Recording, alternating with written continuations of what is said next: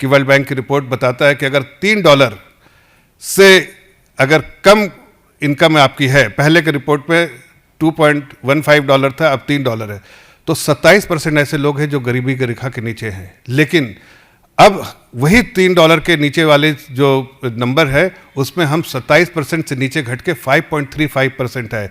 मानो जो हमने बार बार कहा है कि गरीबी रेखा से 27 करोड़ लोगों को हमने बाहर निकाला। आज वर्ल्ड बैंक की रिपोर्ट भी इस बात को कह रही है। हम तो जानते थे कि जिस तरह की पॉलिसी हमने अपनाई है, चाहे आप देखिए आयुष्मान भारत स्कीम हो, आयुष्मान भारत स्कीम में क्या है, एक गरीबों के लिए बहुत बड़ा सपोर्ट है, उनको अपने घर बेचने की ज़रूरत नहीं है अगर इलाज कराना है।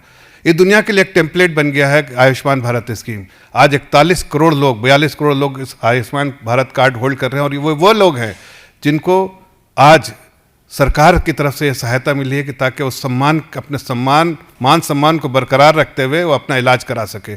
उसी तरह देखिए, कहते हैं ना कि बैंक अकाउंट से ब्रॉडबैंड, आज 55-56 करोड़ बैंक अकाउंट खुले। जो लोग बैंकेबल नहीं थे, जो बैंक से वंचित रहे थे, जो कभी बैंक के बारे में नहीं जानते थे, आज उनके अकाउंट्स, भारत के प्रधानमंत्री की सोच ने आज उन लोगों के बैंक अकाउंट्स खुलवाए और उनके बैंकों में पैसा डायरेक्ट बेनिफिट ट्रांसफ़र भी कर रहे हैं। जब डायरेक्ट बेनिफिट ट्रांसफ़र करते हैं तो आज 44 लाख करोड़ का हमने ट्रांसफ़र किया है। उस 44 लाख करोड़ में से कुछ मैं आपके सामने बताना चाहता हूँ कि 3.5 लाख करोड़ हमने बचाया है। वो कैसे बचाया? जब डायरेक्ट बेनिफिट ट्रांसफ़र करें, वो ऐसे थे कि 3.5 लाख करोड़ वैसे लोगों को जा रहा था जो कभी इस दुनिया में पैदा ही नहीं हुए थे। ये कांग्रेस के पैदा किए हुए लोग थे जो कभी देश में कभी इस धरती पे पैदा नहीं हुए थे, लेकिन उनका नाम, पता, उनका सब कुछ था। लेकिन जब हमने उसको लिंक किया आधार से तो पता चला ये सब फर्जी लोग थे। तो 3.5 करोड़ लोग ऐसे भी थे। 3.5 लाख करोड़ उन लोगों को से बचाया जो आज गरीबों के परिवार को हम इस तरह की सुविधाएं दे रहे हैं, चाहे उनको गैस कनेक्शन दें, चाहे उनको हम इलेक्ट्रिसिटी कनेक्शन दें, चाहे उनके घर में पानी जल कनेक्शन दे। ये सारी सुविधाएं हम देने का काम कर रहे हैं, या फिर उनके घर तक राशन पहुंचाए। इसलिए दे पा रहे हैं इसलिए कि भारत के प्रधानमंत्री की जो सोच है कि हम विकास तो करेंगे लेकिन हम गरीबों को मजबूत करेंगे।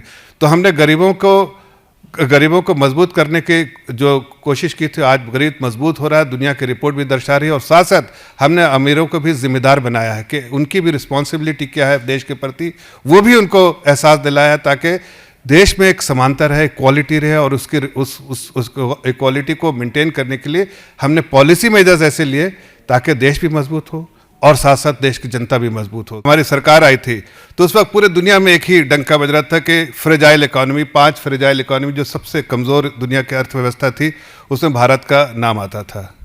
आज वो नाम बदल के हो गया है फैबुलस 4। अब जब मैं कहता हूँ फैबुलस 4 दुनिया में, तो सिर्फ ये मैं इस वक्त नहीं कह रहा हूँ कि इंडिया ने इंग्लैंड के साथ जो अभी टेस्ट जीता उसके बाद इंडिया की क्रिकेट रैंकिंग जो है फैबुलस 4 हो गई, बल्कि भारत का सम्मान बढ़ा है। जो अर्थव्यवस्था में तो भारत चौथे स्थान पे नॉक कर ही रहा है, लेकिन अगर फॉरेन रिजर्व्स के बेसिस पे देखें, फॉरेन एक्सचेंज रिजर्व्स के बेसिस पे, तो हम ऑलरेडी चौथे स्थान पे हैं। लेकिन जीडीपी के बेसिस पे हम बिल्कुल नॉक कर रहे हैं और जो थोड़े समय में हम चौथे स्थान पे भी आ जाएंगे। लेकिन फॉरेन एक्सचेंज रिजर्व्स के बेसिस पे हम 697 बिलियन फॉरेन एक्सचेंज रिजर्व्स है, उसके बेसिस पे हम चौथे स्थान में है। लेकिन अभी जो मैं फैबुलस 4 की बात कर रहा हूँ वो बहुत इंपॉर्टेंट है। आपने सुना होगा वर्ल्ड बैंक का रिपोर्ट आया है। वर्ल्ड बैंक का रिपोर्ट जो है समानता के बारे में, इक्वालिटी के बारे में, जो समाज में इक्वालिटी है उसके बारे में आया। आज मैं गर्व से कह सकता हूँ कि, और बहुत गर्वान्वित होकर कह रहा हूँ कि पिछले 11 साल में जो हमने तरक्की की है, देश को ऊंचाई पे ले जाके खड़ा किया है, लेकिन मोदी सरकार ने कभी गरीबों का हाथ नहीं छोड़ा। अर्थव्यवस्था तेज़ी से बढ़ी, लेकिन अर्थव्यवस्था के साथ साथ जो इक्वालिटी है समाज में वो भी हमने ध्यान रखा, उसका भी पूरा ध्यान हमने रखा।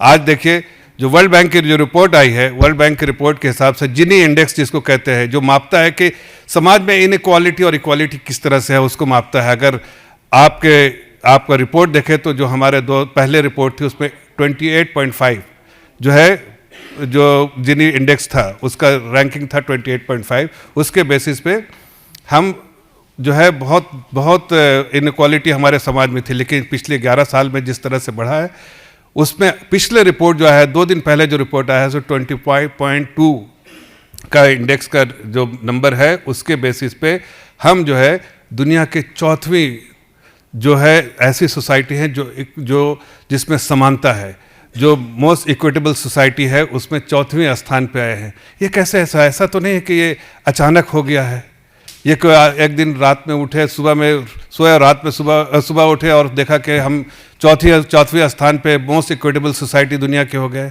ऐसा तो नहीं है।